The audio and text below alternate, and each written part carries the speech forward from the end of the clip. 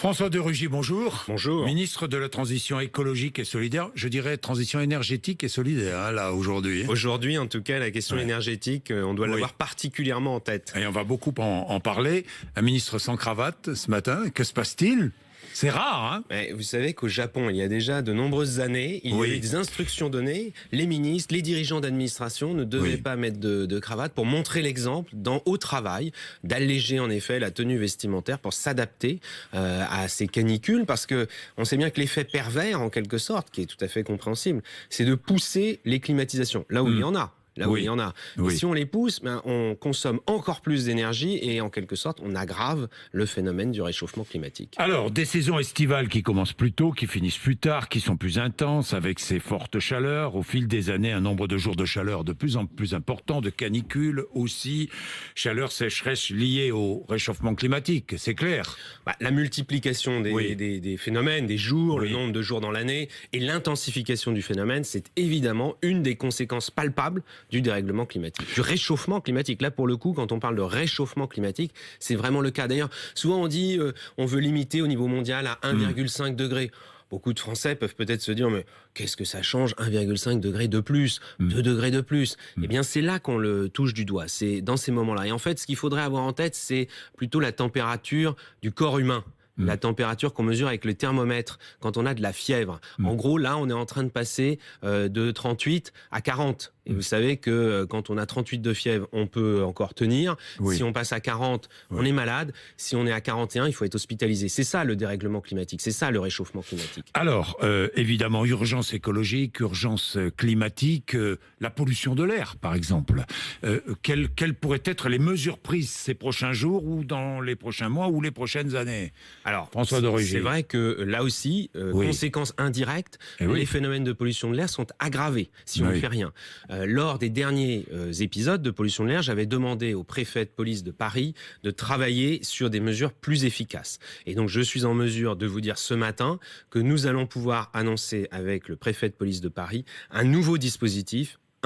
Il y aura un déclenchement de la circulation différenciée beaucoup plus rapide. Dès que nous constaterons un jour où on atteint les seuils d'alerte, on déclenchera la circulation tout de suite, différenciée. immédiatement. Et par ailleurs, nous aurons aussi des mesures plus restrictives parce que la circulation différenciée aujourd'hui, elle n'élimine que quelques véhicules polluants. Mais ça, c'est vrai pour Paris. Et en fonction de ce que nous pourrons d'ailleurs voir comme effet concret à Paris, bien sûr que cela devra concerner aussi d'autres villes de France qui sont très touchées par le phénomène. Alors vous savez que Marseille, par exemple, est une ville également très touchée. Mais à Marseille, il y a une autre source de pollution de l'air qui est les bateaux de commerce qui sont dans le port, qui font tourner leurs moteurs à l'arrêt pour produire de l'électricité. Nous sommes en train de changer cela en généralisant l'électrification. En gros, les bateaux pourront se brancher sur des prises de courant à quai et ne plus faire tourner leur moteur à l'arrêt. Moins rouler, moins voler, hein ? Moins rouler, moins voler, c'est aussi l'objectif, non ? Je dis moins voler, pourquoi ? Parce que les Pays-Bas veulent conduire l'Europe à taxer le transport aérien. Vous avez vu ça ? Vous le savez. Oui, nous menons d'ailleurs au niveau européen une bataille sur le sujet.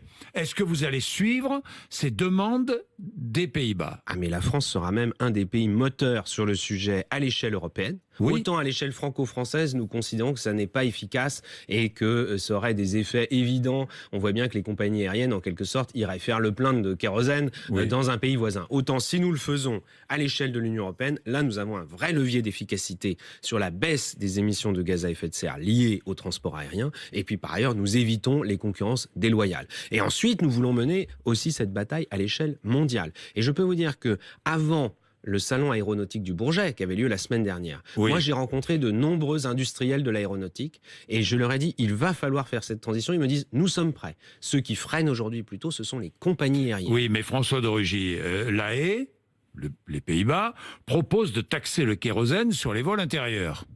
Là, les vols intra-européens. Oui. Les vols à l'intérieur de l'Union européenne, on parfaitement. Taxerait le kérosène sur les vols intra-européen, on est bien d'accord. Mais aujourd'hui, il y a zéro taxe. Et on augmenterait le taux de TVA sur les billets. Alors ça, c'est un autre levier. On peut discuter des leviers. Vous savez, il y a plusieurs leviers. On taxerait le billet d'avion un peu plus. Aujourd'hui, d'ailleurs, en France... Mais les Pays-Bas le demandent. Vous êtes d'accord ou pas avec ça ? Oui, mais non seulement nous sommes d'accord, mais nous le faisons déjà. Pour ce qui concerne les taxes d'aéroport, la France est un des pays d'Europe où c'est le plus élevé. Oui, mais je vous le dis parce qu'un billet d'avion en Suède, vous savez, on a beaucoup parlé de la Suède en disant même que les gens ont honte de prendre l'avion en Suède, paraît-il, et que maintenant ils prennent le train. Bon, en Suède, sur un billet d'avion de 100 €, vous avez 30 € de taxes. En France, sur un billet intérieur, sur un billet, un Paris-Nice par exemple, ou un Nice-Toulouse, vous avez 50 € de taxes en France.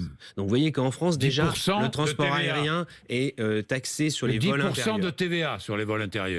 Sur les billets. Mais nous discuterons au niveau européen. Ce qu'il faut, c'est que tous les pays européens se mettent d'accord, ou même si on y arrive, moi je vais vous le dire, même si on n'y arrive pas à 27, vous allez prendre une initiative, vous, la France, est-ce que nous, la France, nous allons prendre une initiative? Ça fait partie des sujets que nous mettons dans la lettre de mission, en quelque sorte, le mandat de la nouvelle Commission européenne. Mais là, c'est maintenant. Parce que vous avez vu d'ailleurs qu'au dernier Conseil européen, nous avons réussi à rassembler la quasi-totalité des pays d'Europe sur la baisse des émissions de gaz à effet de serre. Le kérosène exempté de toute taxe, c'est plus tenable. Ce n'est plus tenable. Nous sommes d'accord. Ce n'est plus tenable. Ce n'est plus acceptable pour les Français, comme je pense les Hollandais, comme les Allemands, les Suédois, qui font des efforts sur leur voiture particulière, qui font des efforts sur leur chauffage. Et l'effort, il doit être partagé. On parle parfois de la transition juste ou de la transition écologique et solidaire. Eh bien, c'est le partage des efforts. Tout le monde doit faire une part de l'effort. François de Rugy, projet de loi énergie et climat qui sera examiné à partir de demain à l'Assemblée nationale. Alors, je regarde, émissions de gaz à effet de serre, on le sait, votre objectif c'est neutralité carbone en 2050, on est bien d'accord. Concrètement, ça veut dire qu'en 2050, on ne pourra plus émettre plus de gaz à effet de serre que ce que la nature autour de nous en France est capable d'absorber. C'est-à-dire notamment les forêts qui sont capables évidemment d'absorber le carbone que nous produisons. Mais il ne faudra pas en faire plus. Donc c'est un effort considérable. En gros, on considère que c'est divisé au minimum par 6 nos émissions de gaz à effet de serre par rapport à l'année de référence qui était 1990. Alors que dans la précédente loi de 2015, on disait divisé par 4. Donc vous voyez que l'effort est amplifié. Bien, l'effort est amplifié, baisse de 40% de la consommation d'énergie fossile d'ici à 2030. À peine plus de 10 ans. 2030, aussi, 40%, énorme. Comment allez-vous faire? Comment allons-nous faire? Il faut agir, vous savez. Comment? Moi, je ne raconte pas d'histoire aux Français en 40%. Leur disant on va baisser les gaz à effet de serre, mais il n'y a rien à changer. Vous savez, au Parlement, vous parliez de l'Assemblée nationale, je vois malheureusement des députés qui disent qu'il faut avoir une ambition plus forte, mais quand il s'agit des moyens, ils sont toujours pour en faire moins. Donc en l'occurrence, là, il faut être clair, les deux sujets en France, c'est le chauffage, les émissions de gaz à effet de serre liées au chauffage au fioul notamment, mais aussi chauffage au gaz, mauvaise isolation. Et puis c'est les transports, et dans les transports, c'est la voiture. Et donc c'est pour cela que nous voulons vraiment développer de façon intensive. C'est la voiture et l'avion, hybride, j'y reviens. Oui, mais les émissions de gaz à effet de serre de l'aviation en France, c'est à peine 5% des émissions de gaz à effet de serre des transports. Donc vous voyez que même par rapport à l'ensemble des émissions, c'est moins de 5%. Donc il faut quand même aussi dire la vérité aux gens. Mais les efforts, il faut les faire dans tous les domaines. Le transport routier, rien ne bouge. Je ne vois rien bouger. Ah mais alors c'est que vous ne regardez pas, y compris les statistiques, Monsieur Bourdin. L'année dernière, en 2018... Est-ce qu'il y a moins de camions qui circulent sur nos routes? Il y a moins de carburant consommé.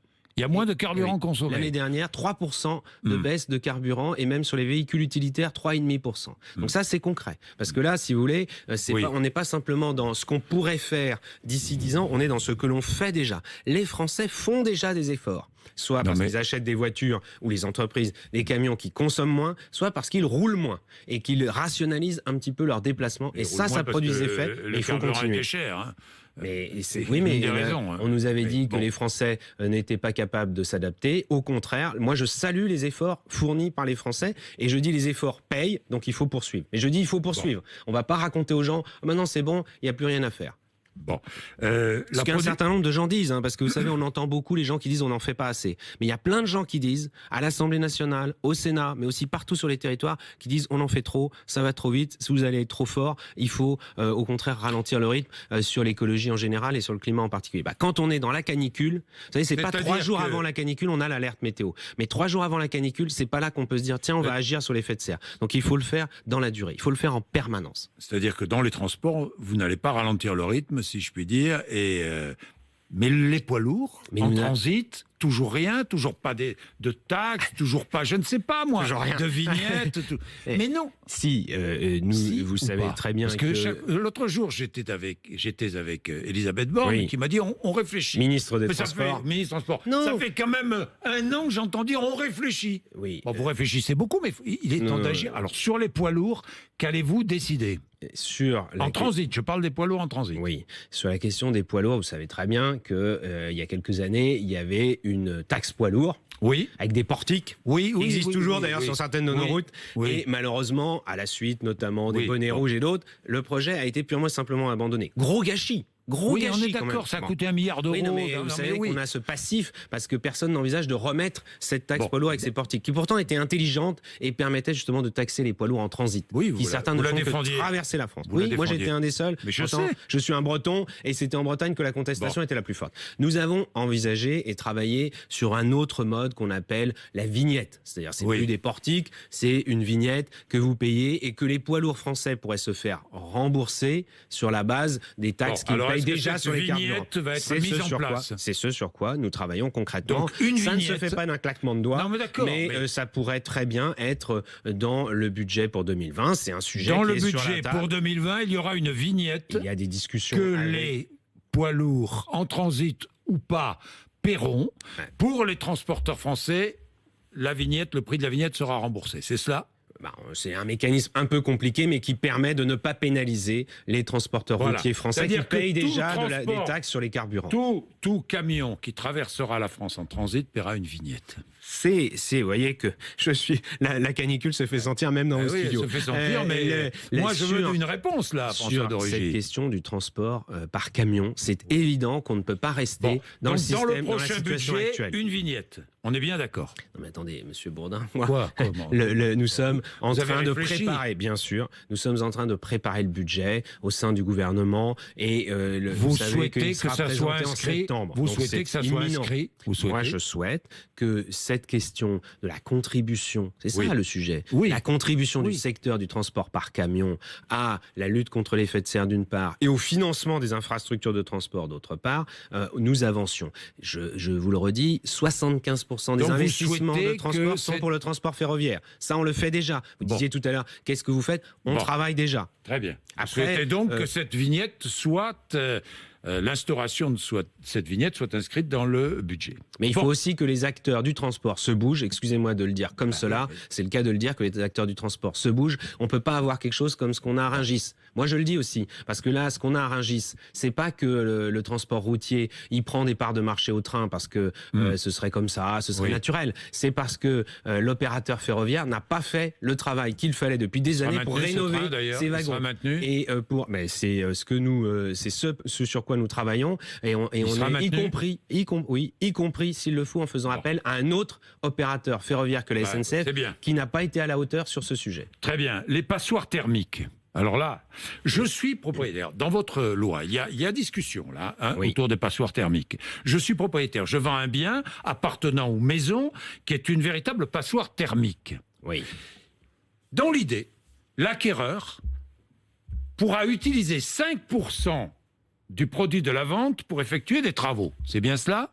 C'est l'idée, en effet, qui a été adoptée par un amendement je prends un exemple, 200 000 euros le bien, on met de côté 5% du bien, jusqu'à 5% du bien, 10 000 euros. Ces 10 000 euros, sont confisqués le temps que le nouveau propriétaire... Sont mis de côté. Voilà. Le temps que le nouveau propriétaire les utilise pour améliorer... des travaux d'isolation, pour rénover, énergétiquement. C'est bien. Alors, c'est un dispositif... Vous appuyez cette mesure ? Oui, c'est un dispositif concret qui part d'un constat simple. En France, vous avez 800 000 ventes de logements par an, de logements privés, hors logement neuf.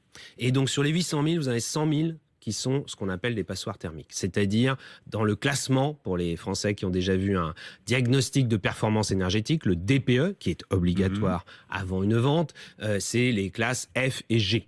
C'est-à-dire les logements vraiment qui sont très mal classés. Eh bien que pour ces logements-là, l'acheteur et le vendeur se mettre d'accord. Le vendeur, lui, il puisse dire à l'acheteur puisse dire au vendeur, écoutez, votre maison, votre appartement, c'est intéressant, mais enfin, je constate quand même qu'il va y avoir des travaux à faire, peut-être pas simplement la peinture thermique, pour que ce soit plus joli, mais aussi l'isolation. Et donc, ça va avoir un coût. Et bien, à ce moment-là, dans le cadre de la transaction, l'acheteur et le vendeur disent, bon, bah d'accord, il y a une certaine somme qui est mise de côté chez le notaire. Oui. Et lorsque l'acheteur va faire des devis, va faire des travaux, il pourra utiliser cette somme. Ce sera voté. Vous souhaitez que ce soit voté? Oui, c'est ce qui a été voté à l'Assemblée en commission. En commission, et la séance plénière va commencer à l'examiner demain. D'autres voulaient aller plus loin. D'autres voulaient interdire la location. Je tiens à dire que c'est une démarche très pragmatique, puisque c'est de toute façon au fur et à mesure des ventes. On ne dit pas à partir de telle date, il sera interdit de vendre une maison qui serait une passoire thermique, ou etc. Ou il faudrait la rénover avant. Avant, certains avaient envisagé ça. On voit bien que ça ne marche pas. Donc c'est au fur et à mesure des ventes. On profite en quelque sorte, quand on achète une maison ou un appartement, souvent on fait des travaux. Oui. Souvent ensuite. Donc là, c'est d'avoir une certaine somme d'argent qui puisse être utilisée pour faire les travaux d'isolation. Sachant que vient à côté de cette somme d'argent les aides de l'État ou des collectivités locales. Voulaient interdire la location des passoires thermiques. Oui. Vous êtes d'accord avec ça ou pas? Moi, je vois bien... Vous soutenez ces amendements-là? C'est une idée, là aussi, qui permet de traiter un autre problème, qui est celui des passoires thermiques à la location. À la location. À la vente et à la location. Oui. J'ai même ramené le tableau de chiffres. Oui. Vous voyez, il y en a un certain nombre de catégories. Et en l'occurrence, là, j'ai simplement, dans ce tableau, les passoires thermiques qui sont occupées par des ménages en situation de précarité énergétique, c'est-à-dire des ménages à revenus modestes. Et il y en a 3 800 000. Donc, c'est un sujet sérieux, le nombre de logements concernés. Après, nous avons des logements différents et nous avons notamment constaté qu'il y avait plus de 500 000 logements qui sont occupés par des ménages en situation difficile, mais qui sont aussi propriétés de ménages en situation difficile. Et donc, ça veut dire que c'est des petits propriétaires qui n'ont pas beaucoup de revenus par ailleurs. Et donc, il faut regarder, avant de voter une mesure d'interdiction, même dans 10 ans, il faut quand même regarder concrètement si ces propriétaires, ils peuvent faire des travaux. Mais vous êtes opposé à cette idée ou pas? Non, moi, sur le principe... Vous pourriez l'appuyer? Sur le principe... Non, mais attendez, sur le principe, je ne vais pas y être opposé. C'était au programme d'Emmanuel Macron en 2017. Donc on pourrait interdire la location, on pourrait interdire la mise en location de certaines passoires thermiques. Ce que je dis, c'est qu'il faut bien regarder avant. Oui, mais si on regarde bien avant, ce que les propriétaires peuvent faire. Vous avez des propriétaires qui ont les moyens de rénover, ça, ils doivent le faire. Ceux qui n'ont pas les moyens, avant de leur dire vous ne pourrez plus louer votre bien, c'est-à-dire parce que qu'est-ce qui va se passer dans ce cas-là? Ils vont retirer le logement du marché, ils vont pas faire les travaux, ils vont le retirer du marché de la location. Ils vont même peut-être, en quelque sorte, excusez-moi de l'expression, virer le locataire qui est dedans et arrêter de louer leur logement. Là, on n'aurait rien gagné, parce que le but, c'est à la fois de loger le maximum de gens. Vous savez qu'en France, on est quand même dans une situation de crise du logement dans la plupart des grandes villes, et par ailleurs d'améliorer bien sûr l'efficacité énergétique des logements. Baisser les factures des locataires ou des propriétaires. Aide à la rénovation énergétique recentrée sur les ménages les plus modestes? C'est par ailleurs la réforme que nous sommes en train de conduire, pour que les moyens que nous mettons, notamment à travers un crédit d'impôt, d'abord soient transformés dans une prime, c'est-à-dire l'intérêt c'est quoi? C'est que vous touchez l'argent dès que vous déclenchez les travaux, alors qu'avec le crédit d'impôt, il faut faire la demande et souvent vous avez le remboursement qu'un an et demi après. Ça serait là aussi dans le budget pour 2020, et donc c'est quelque chose que nous mettrions en place en 2020 et 2021. Donc 2020-2021, ces aides seront recentrées sur les ménages les plus modestes. De regarder les gestes, en quelque sorte, d'isolation qui ont le maximum d'efficacité, d'une part, et d'autre part aussi avec d'aider les Français qui en ont le plus besoin. Puisque vous parlez des Français qui en ont le plus besoin, parlons de l'eau. Est-ce que vous confirmez que les foyers les plus modestes bénéficieront bientôt d'un chèque eau? Alors, c'est une mesure qui est envisagée dans un autre texte de loi. Donc là, je ne vais pas m'exprimer sur un sujet qui n'est pas dans cette loi énergie-climat.